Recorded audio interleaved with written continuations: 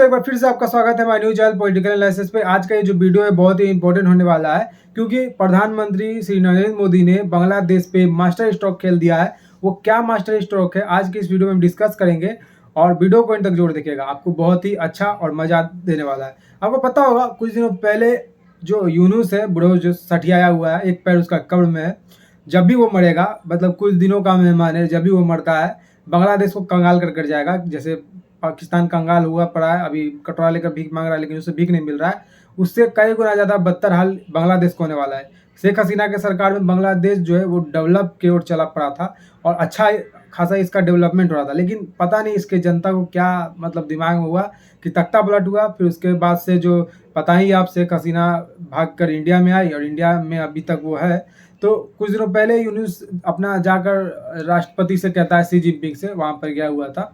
कहता है पापा जो इंडिया का 7 स्टेट है, सिस्टर स्टेट, वो लैंडलॉक है। सिक्किम, अरुणाचल प्रदेश, ये सब जो है वो मतलब लैंडलॉक है और यहाँ पे वो पूरे मतलब नदी का कह सकते हैं, पूरे रिवर का मालिक वही है।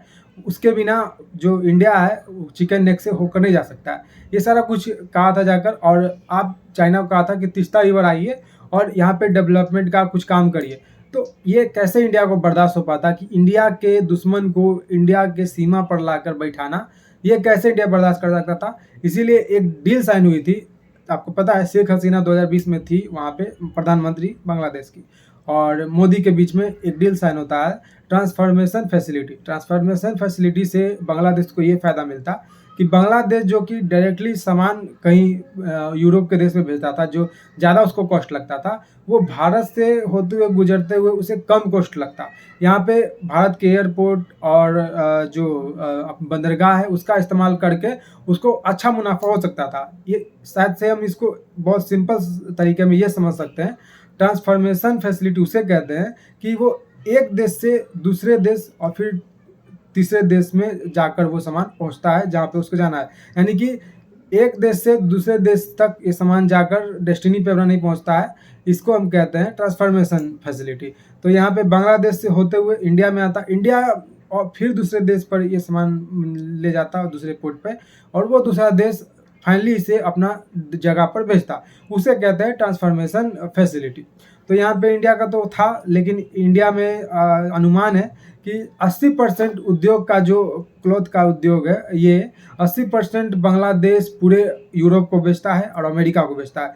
इससे इसको 3 गुना ज़्यादा का लॉस झेलने को मिलेगा, क्योंकि ट्रांसफॉर्मेशन फैसिलिटी जो है इंडिया ने ख़त्म कर दिया है। और ये जो कुछ जो सामान आ चुके हैं अब, मतलब 10 अप्रैल से पहले जो सामान आ चुके हैं इंडिया में बांग्लादेश से, उसको ही भेजेगा। उसके बाद से कोई भी बांग्लादेश के सामान को अपने पोर्ट पर नहीं लाएगा और दूसरे देश में नहीं भेजेगा। ये कैंसिल हो चुका है। इससे करीब यूरोप के 2500 करोड़ रुपया ये कमाता था बांग्लादेश, यूरोप के पूरे देश में अपना कपड़ा बेचकर 2500 करोड़ डॉलर का ये मुनाफा कमाता था, 2500 करोड़ का।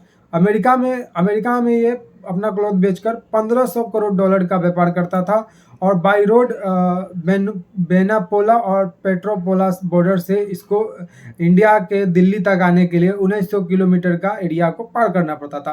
तो इससे काफ़ी अच्छा, मतलब ज़्यादा एरिया कवर करना पड़ता था, लेकिन मुनाफा भी बहुत अच्छा था। इस तरह से बांग्लादेश अपने सामान को इंडिया के पोर्ट पे, इंडिया के एयरपोर्ट पे भेजकर रोजाना 25-30 ट्रक ये सामान भेजता था। और एक आंकड़ा से हम अनुमान लगाएं तो इसका जो 1 किलोग्राम कपड़ा का जो पूरा तरह से खर्च होता है वो $3 अब बढ़ जाएगा। डायरेक्ट ये अब यूरोप भेजता है, तो क्योंकि इसके जो कंट्री में फैसिलिटी भी नहीं है इतना ज़्यादा, मतलब रास्ता भी नहीं है कि ये बॉर्डर कनेक्टेड भी नहीं है इतने ज़्यादा कंट्री से कि ये अपना डायरेक्ट सामान यूरोप भेज सकता है।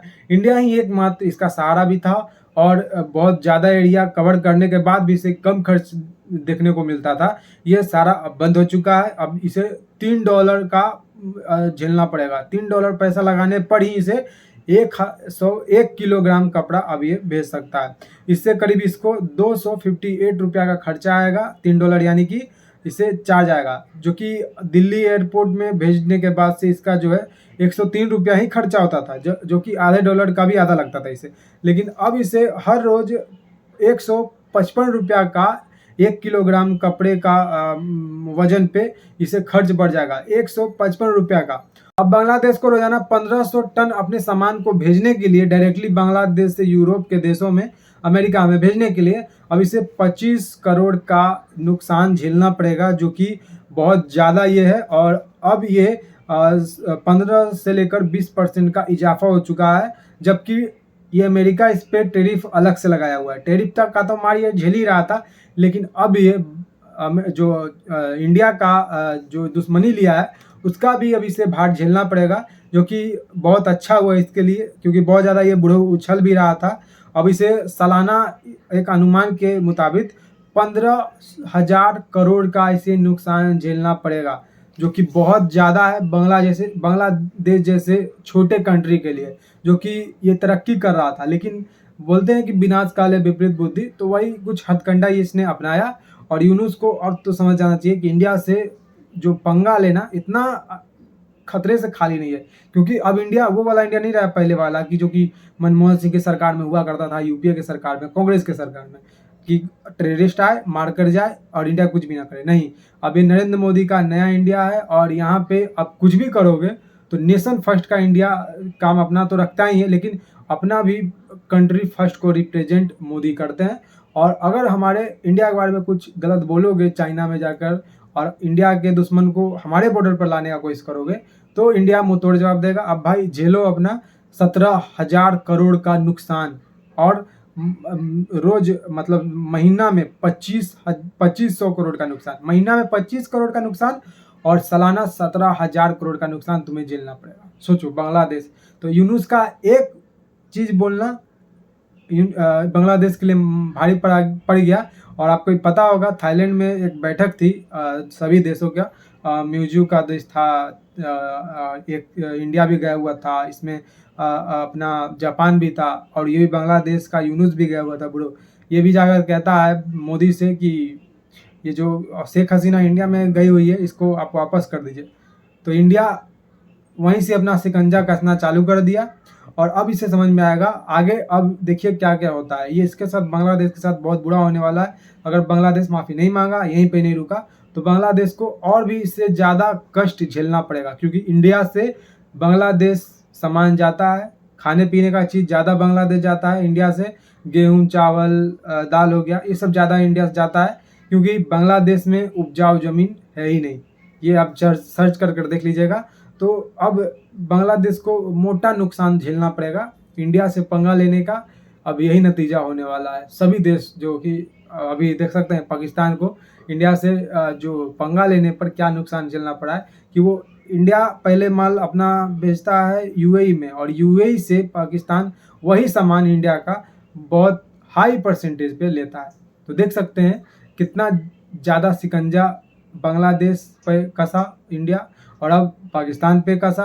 पहले तो पाकिस्तान पे, फिर उसके बाद बांग्लादेश पे। पाकिस्तान पे पता ही है, अलग थलग तो एक तरह से मोदी सरकार ने करके रख दिया है। अब यूपीए की गवर्नमेंट रहती कांग्रेस की तो ऐसा नहीं हो पाता, लेकिन मोदी के सरकार में ये संभव है। और बांग्लादेश पे जो मैंने आपको बताया, आई एम श्योर कि आप समझ पाए होंगे, कुछ कुछ जगह पे गलतियाँ हुई हैं, उसके लिए मैं माफ़ी चाहूँगा। चल आज के इस वीडियो में इतना ही। जय हिंद, वंदे मातरम, जय श्री राम।